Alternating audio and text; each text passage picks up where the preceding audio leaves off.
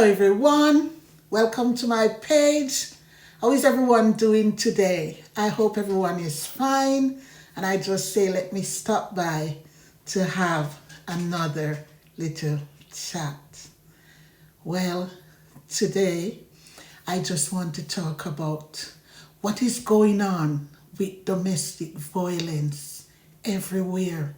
Everywhere you look, every news you look, every website you go on, every social media platform, it's a lot of reports about domestic violence, what is happening in these relationships, what is happening in these homes. Because domestic violence is abuse from one person to another, especially living in the same household, families, and intimate relationships.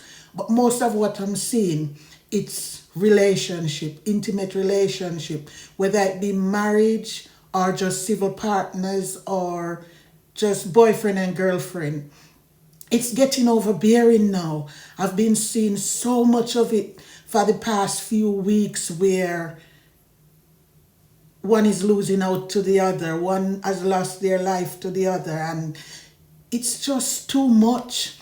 But in the midst of all this, I know that there's a lot of things that can cause relationships to break down this badly.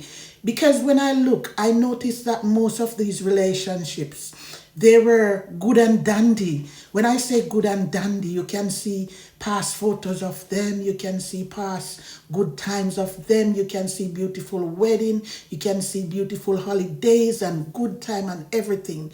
But then something happened and there's a snap, and it's so bad that you're wondering what could be so bad that it leads up to, this kind of demise, this kind of no turning back, because one might end up with life inside and one gone underneath. So it begs the question, what is going on? And then I have to look at factors such as people could just start to experience mental unwellness.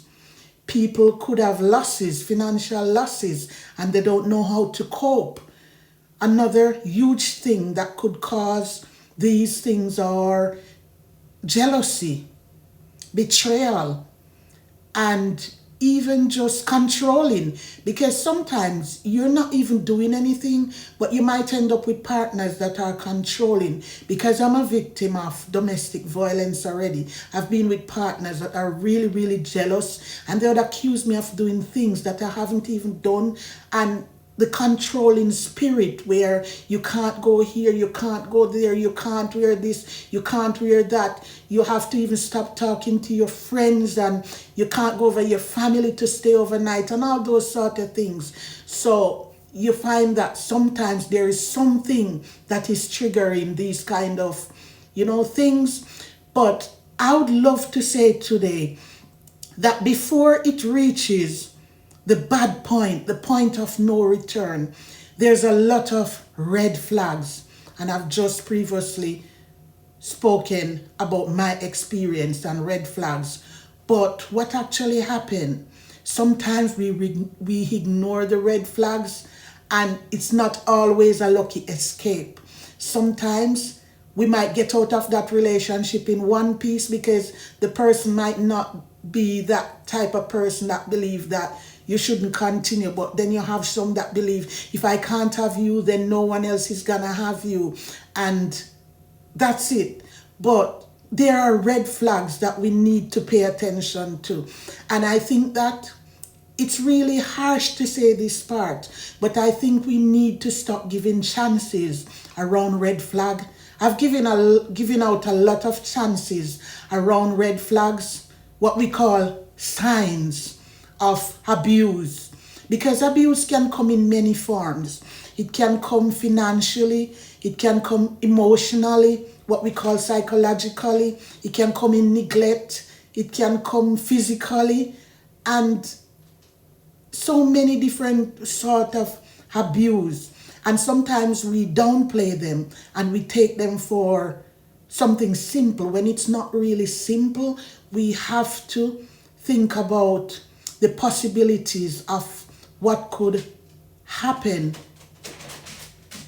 because it's not always favorable. It's not always in our favor for us to get away. So we have to pay attention to the red flags. For instance, if someone is controlling you with money, like when I say money, I don't mean like a millionaire person that is taking you to nice shopping and nice, you know, restaurants and nice holidays, not that. But for instance, somebody's keeping the roof over your head, somebody's ensuring that you have money in your pocket, somebody's ensuring that you eat. And this person becomes so controlling that it changed the way you move, it changed the way you communicate, it changed the way you associate, it changed where you go and all these kind of things. It's something that you have to take into control.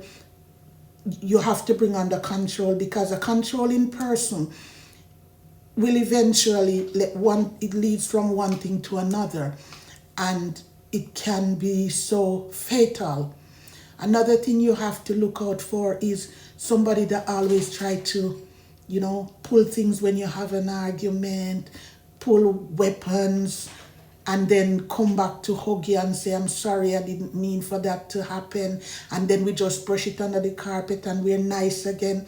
We have to pay attention to these things, because you heard stories from families sometimes, and they talk about it's been happening for a while, and this woman been forgiving this man, and, until there was no forgiveness left. There was nothing else left to do. So sometimes we have to just walk away. One chance, it's done. Another thing, verbal abuse. Sometimes verbal abuse can lead up to becoming so badly, because it's not all the time it's the man that is a verbal abuser. It can be from both sides. It doesn't have to be male or female. Anybody can be an abuser, and anyone can be abused. It doesn't, a lot of people, when they hear of abuse, they think only a man abuse a woman. A woman can abuse a man too. So sometimes it's verbal abuse, the things that we say out of our mouth and how we say them. They rub them up the wrong way, so they become physical. So sometimes when you're with somebody that don't know how to control what they say, sometimes you have to walk away, because if you know your temper and you know what you can do, sometimes it's best to end that relationship. And that's one sort of abuse. Another one is neglect. Somebody keep neglecting you. They turn up when they want. They see you when they want. They talk to you when they want. They nice with you when they want. They come into the bedroom, it's when they want. And you don't have much say in that sort of relationship. That is an abuse. That is not nice, because a relationship is where two people should always meet each other halfway, 50-50. You understand my feelings, I understand your feelings. You can look through my emotions, I can look through your emotions. We can talk about the things but it's always about them. It's always about that person. So that is emotional abuse that you have to take into consideration, because if you leave it too long, when the day comes when you want to express yourself, or you want to be heard, or you want to be listened to, it's going to cause a outburst, because he's going to think, I've been doing it for a long time and he didn't say anything, so what's about now? And this can also cause damaging moments, damaging behaviors. So that's another abuse that you have to pay attention to. Emotional abuse, neglect, financial abuse, physical abuse, all these sort of things. Do not downplay them. Sometimes it's best to walk away from these relationships, because they never end favorable. They never end favorable. I always call them a hand balance scale, because you are up here, the person is down here. You are up here, the person is down here. And it's not working out, and it cannot end in anything good. It cannot end in anything favorable. So sometimes when we have these kind of relationships, it's best to leave them alone sooner than later, because the story is coming out from families and friends and people around these people. It's been going on a long time, so we need to pay attention to these red flags. We can't leave these red flags unattended to now. We have to work on red flags.